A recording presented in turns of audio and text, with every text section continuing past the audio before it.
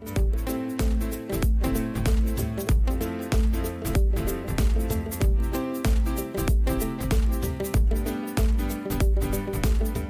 à tous, bienvenue dans ce nouveau numéro d'Interaction. Aux États-Unis, c'est depuis le début de l'année la saison des candidatures à la présidentielle. Alors côté démocrate, bien sûr, le président Donald Trump sera, sauf surprise, le candidat des Républicains.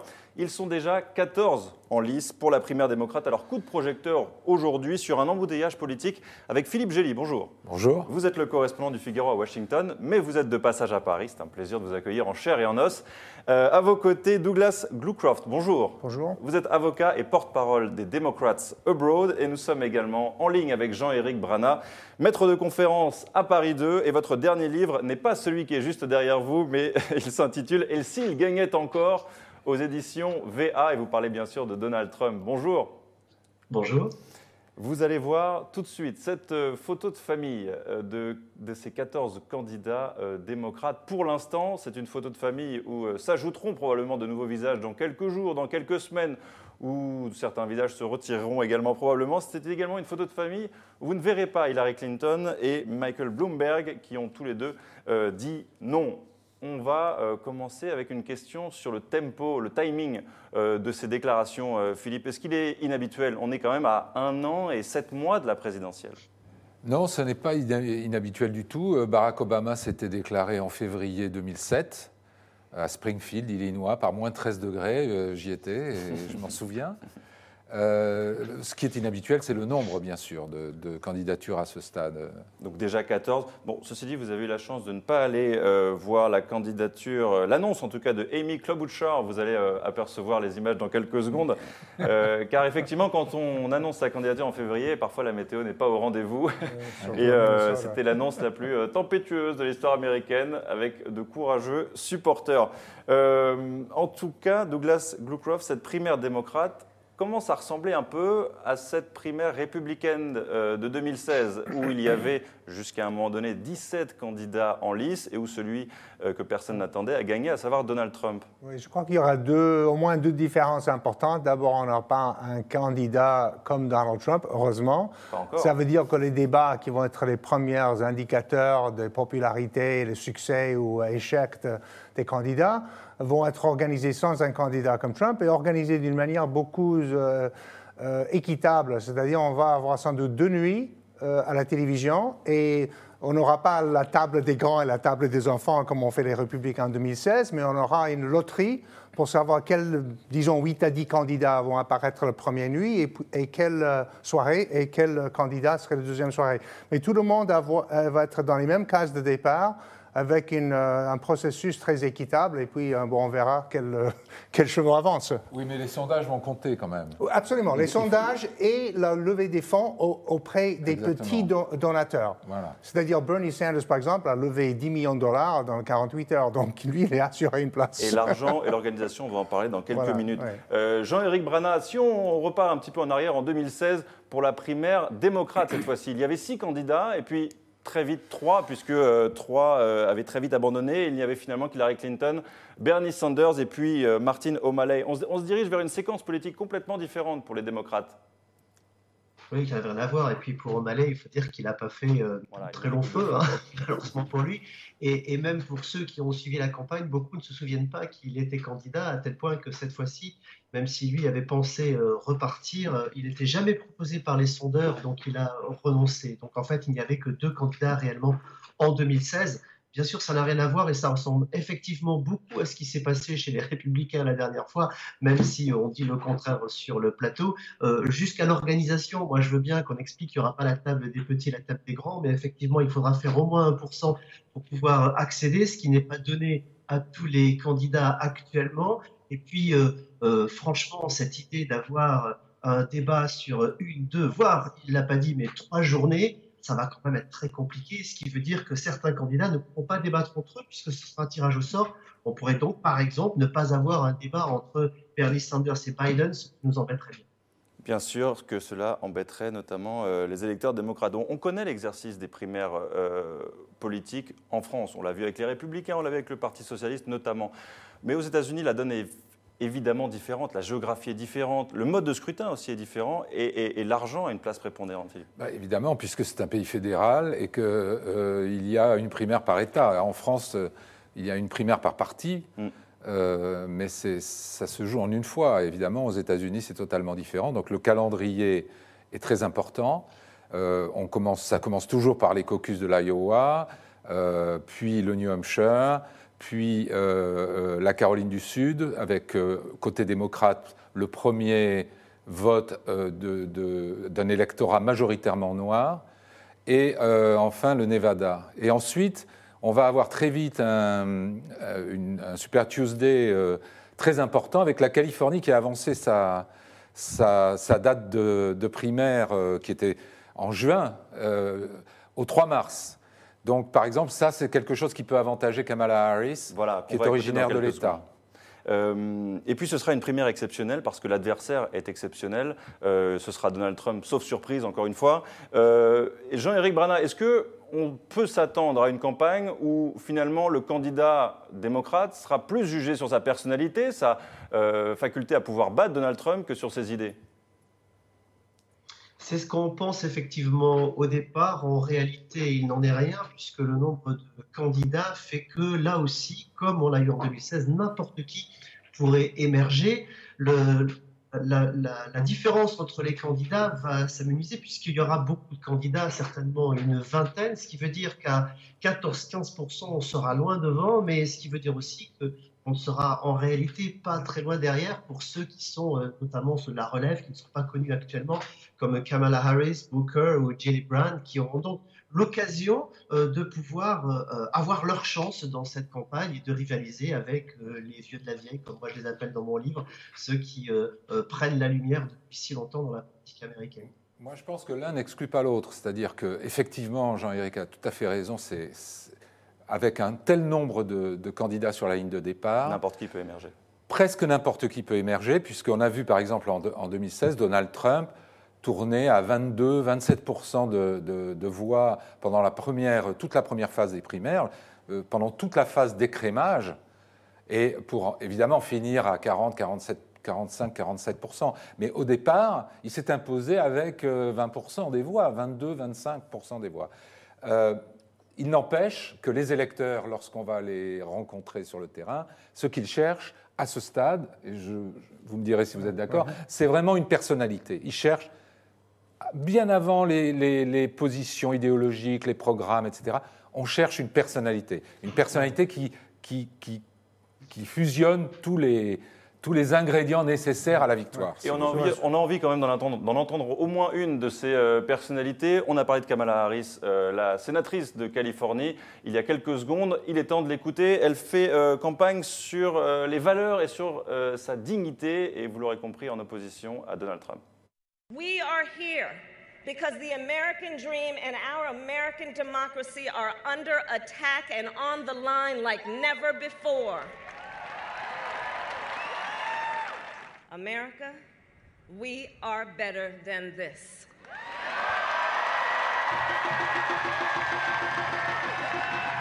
We are better. Nous valons mieux que ça, c'est ce que dit Douglas Gluckroft, Kamala Harris. Oui. Elle focalise peut-être un peu aussi sa campagne sur Donald Trump. Est-ce que c'est un risque ?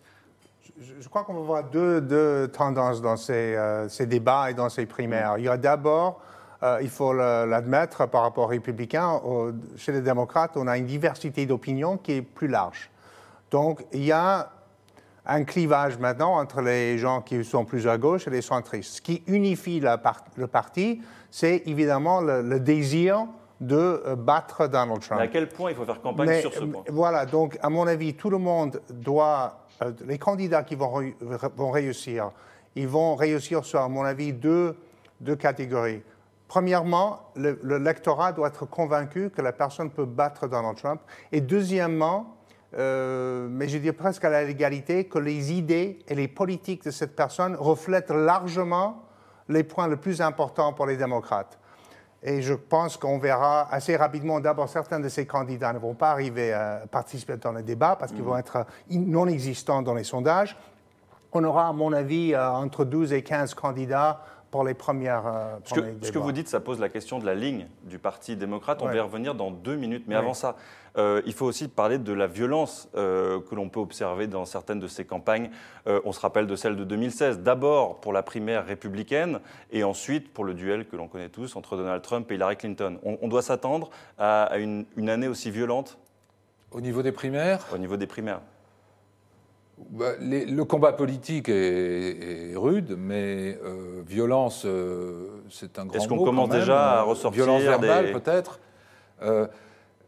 Les nuances idéologiques entre les candidats ne sont pas toujours très grandes. Enfin, certes, chaque parti aux États-Unis est une espèce de grande tente dans laquelle il y a des courants.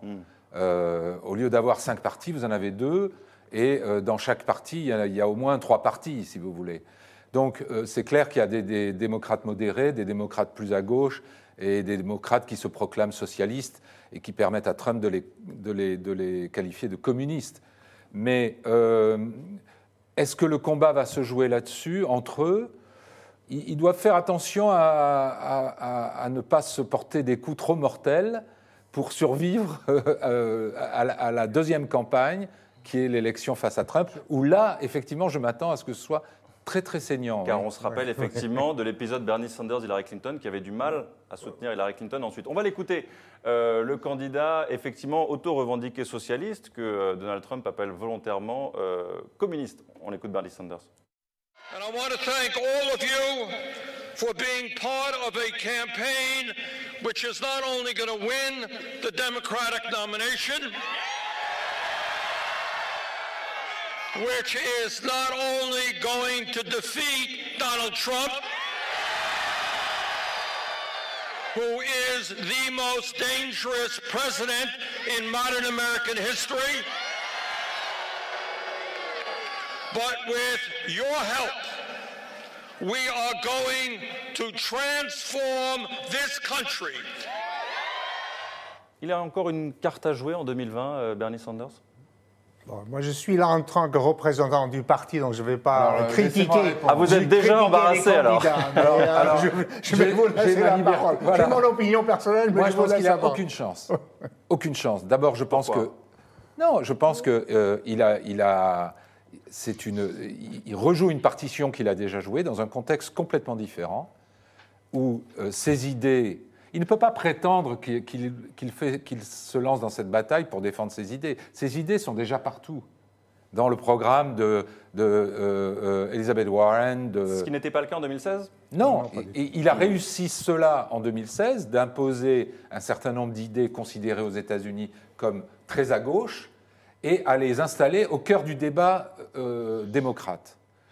Il ne peut plus jouer sur cette effet de nouveauté. Voilà, l'élément. Il y a un sénateur, un représentant du Massachusetts qui s'appelle Seth Moulton, qui pourrait être candidat lui aussi, et qui a une formule tout à fait juste à mon avis. Il dit, si on observe depuis un demi-siècle quels démocrates ont remporté la présidence, ce sont toujours des visages relativement nouveaux pour le grand public et des modérés. Carter, Clinton, Obama. Et je ne pense pas que Bernie Sanders, ni d'ailleurs Joe Biden, ne puissent prétendre être un visage nouveau. Jean-Éric Brana, est-ce que vous partagez cette analyse sur le fait que Bernie Sanders n'a aucune chance ? C'est un candidat dont les démocrates se méfient également. Oui, il y a beaucoup de choses qui ont été sur le plateau. D'abord, moi, je crois que Seth Moulton n'a aucune chance, puisqu'il avait dit il y a un mois qu'il n'irait pas, et maintenant il redit qu'il y va peut-être. Ça, c'était pour régler ce problème de quelqu'un que personne ne connaît en France.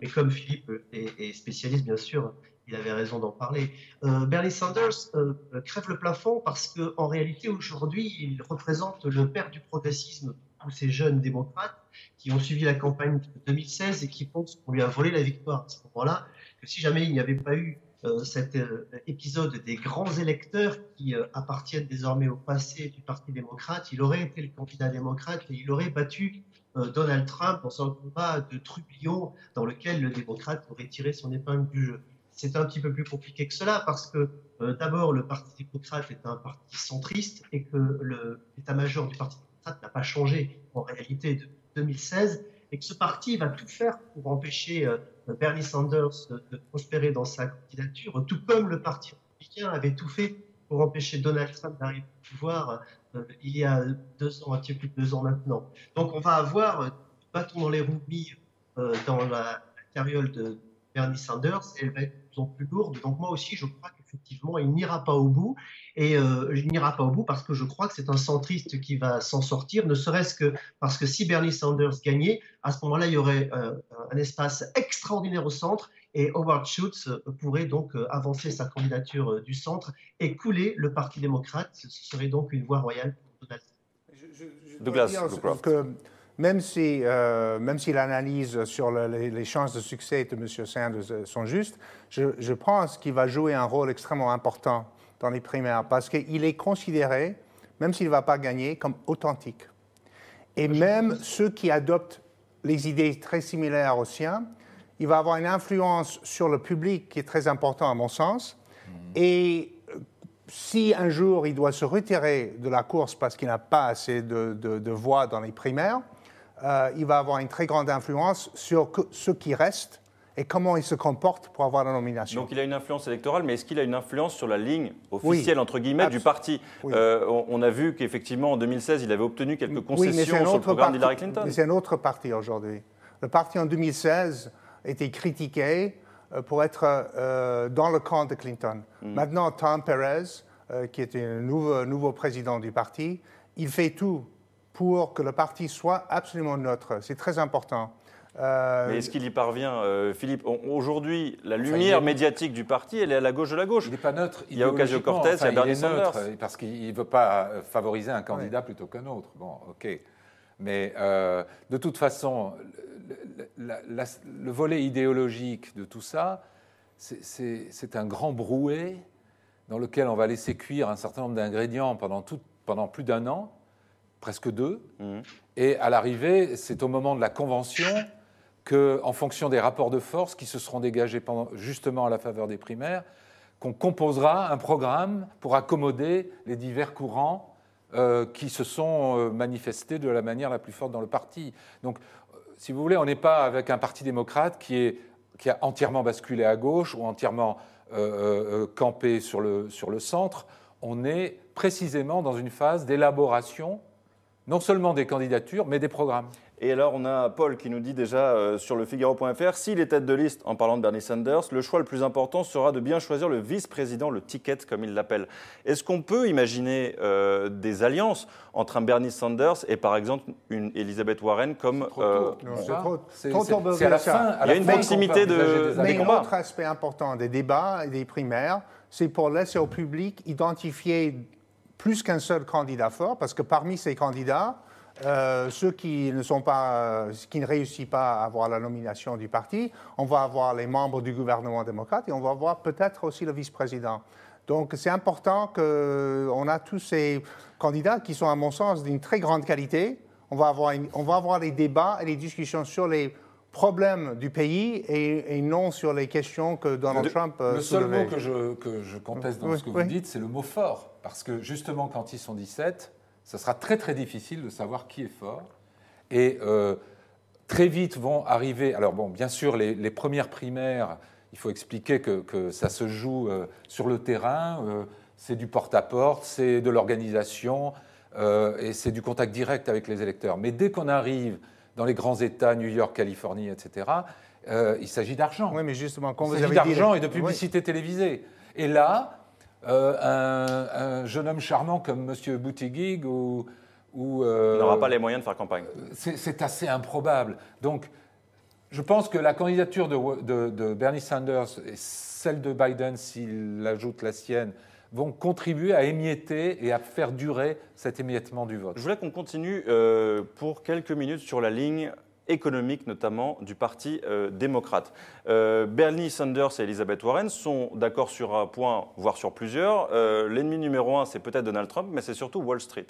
Et c'est une musique que jouait déjà Donald Trump pendant sa campagne de 2016. Il disait déjà ce capitalisme déloyal qui délaisse les ouvriers américains. Et justement, je voudrais vous faire réagir à ce que dit Donald Trump et Steve Bannon à propos de Bernie Sanders. Personally, I think he missed his time. But I like Bernie because he is one person that, in trade, he sort of would agree on trade. I'm being very tough on trade. He was tough on trade. The problem is he doesn't know what to do about it. What happened to Bernie maybe was not so nice. I think he was taken advantage of. He ran great 4 years ago, and he was not treated with respect by Clinton. There is a true revolt among middle class and working class people against an elite that they feel has taken their sovereignty away. And that's both on the center left and the center right. You know, just like Bernie Sanders, you know, we're sometimes a lot closer to Bernie Sanders than we are to the Republican Party, as you've seen this week with the trade deal. Vous avez vu Steve Bannon, qui était d'ailleurs invité à Lille par le Front National le 10 mars dernier. Qu'est-ce que vous dites de ces mots gentils de Donald Trump et de Bannon à propos de Bernie Sanders, mais plus généralement à propos de cette partie des démocrates qui sont effectivement plus à gauche? Je pense que le Parti démocrate a effectivement une diversité d'opinions. Il y a une partie du parti qui partage le point de vue de Bernie, qui est d'être plus dur dans les accords de libre-échange. Mais il y a beaucoup d'autres qui sont plus réservés à ce titre. Et donc je ne dirais pas qu'il y a une seule... Il n'y a certainement pas... Il n'y aura pas, avant la convention de 2020, il n'y aura pas une seule ligne du parti. On va entendre des idées différentes. Mais ce qu'on voit là, c'est quand même un populisme de gauche. Ouais. Et le clin d'œil d'un populiste de droite comme Donald Trump ou Steve Bannon à des populistes de gauche est assez naturel. Au Parlement européen, les Mélenchon votent comme les Le Pen, sur tous les sujets. Jean-Éric Bradin, qu'est-ce que vous dites, vous, de cette proximité affichée entre Donald Trump et Bernie Sanders sur le programme, bien sûr? Oh, je partage tout à fait ce que vient de dire Philippe. Je crois qu'effectivement, on a un populisme de gauche, un populisme de droite qui se rejoignent. C'est un petit peu logique. Je crois qu'effectivement, on est dans le rejet des élites, le rejet de l'establishment. Il n'y a rien de nouveau là-dedans. Ça a été largement analysé. 2016, cette campagne s'est faite comme ça pour Donald Trump, elle se fera comme ça aussi cette fois-ci, ce qui rend d'ailleurs la tâche très difficile pour les démocrates maintenant, puisque, encore une fois, le Parti démocrate est plutôt au centre et qu'il va essayer de pousser sur ce programme. Je voulais juste rajouter un mot par rapport à ce qui a été dit avant. Le Parti démocrate a quand même un retard, c'est que pendant 2 ans, il a quand même péché en ne poussant pas quelqu'un vers le haut. Donc il n'y a effectivement, comme le disait Philippe tout à l'heure, je suis assez d'accord, personne de suffisamment fort pour émerger aujourd'hui, et donc le diable peut maintenant sortir de la boîte.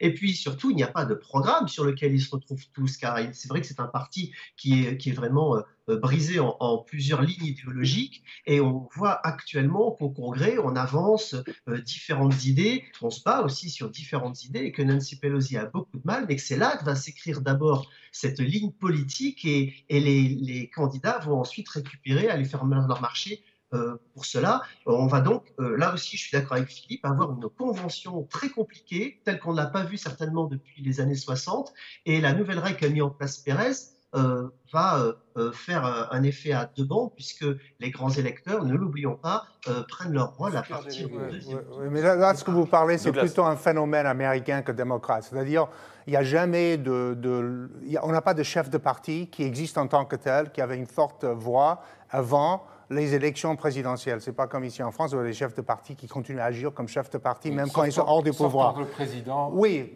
donc c'est tout à fait normal, et je ne pense pas que les démocrates puissent être critiqués pour cela, que pendant 2 ans, personne n'est émergé. C'est complètement normal. Personne n'est émergé chez les Républicains non plus, avant 2015. Donc c'est juste comme ça notre système fonctionne. Là où Jean-Éric a tout à fait raison, c'est que le résultat risque d'être de donner à Donald Trump un adversaire sur mesure. Sur mesure. C'est possible, mais je compte sur le bon sens des électeurs démocrates. En tout cas, côté républicain, il y a déjà des mots qui émergent pour étayer en pièces le programme des démocrates, et notamment celui de socialiste. Effectivement, Bernie Sanders se revendique socialiste. Au congrès des conservateurs, le CPAC, il y avait un jeune républicain qui disait quelque chose qui a attiré mon attention. Écoutez. I think a lot of Democrats are being pulled by socialism, and those hardcore traditional Democrats don't want to be pulled that way, so they're looking for somebody to come in that has those more democratic views than socialism views, because socialism as a whole isn't really appealing to a lot of people.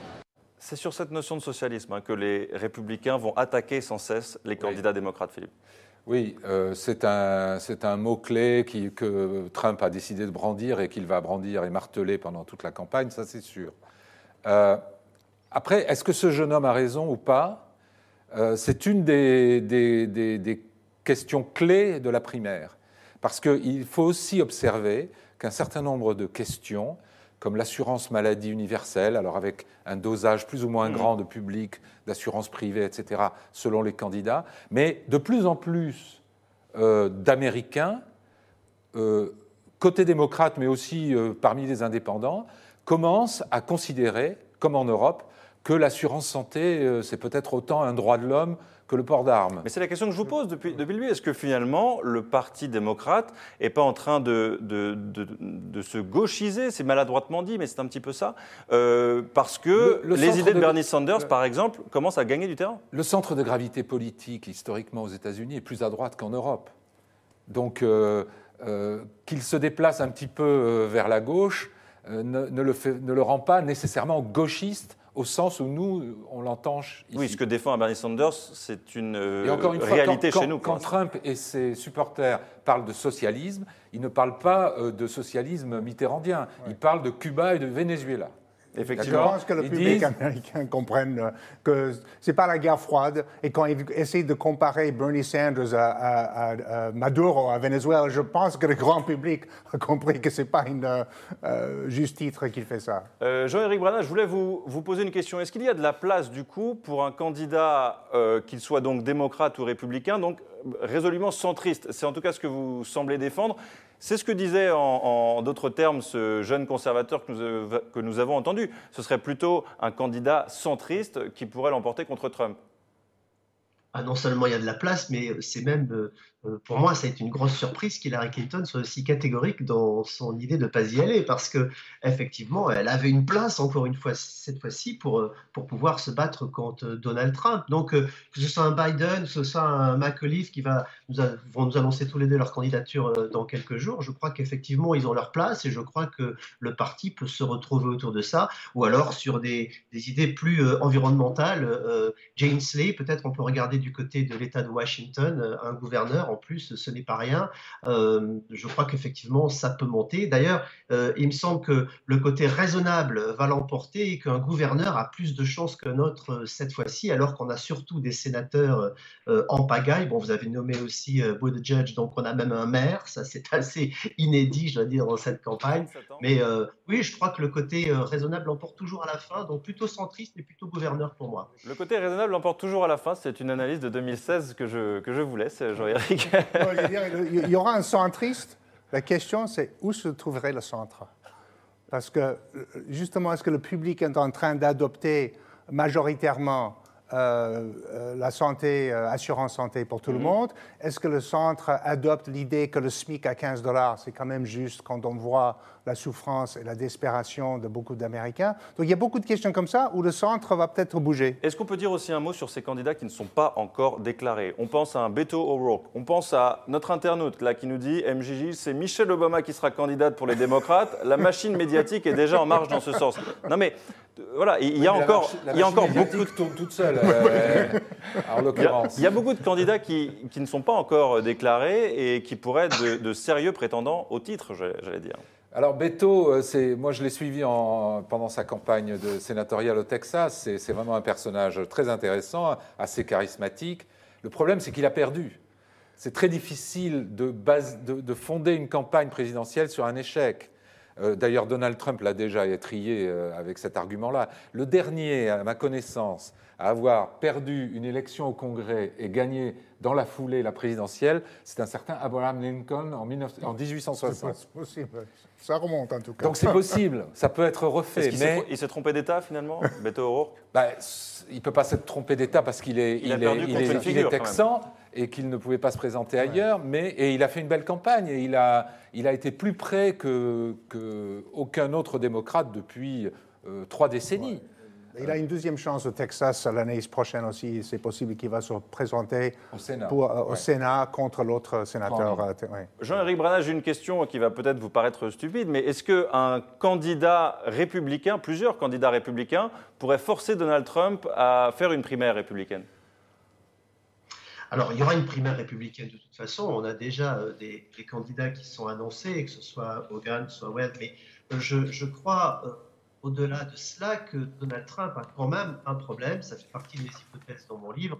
C'est que lui aussi, comme au Parti démocrate, risque de voir émerger un troisième homme. Ça, ce serait le plus dangereux pour sa candidature.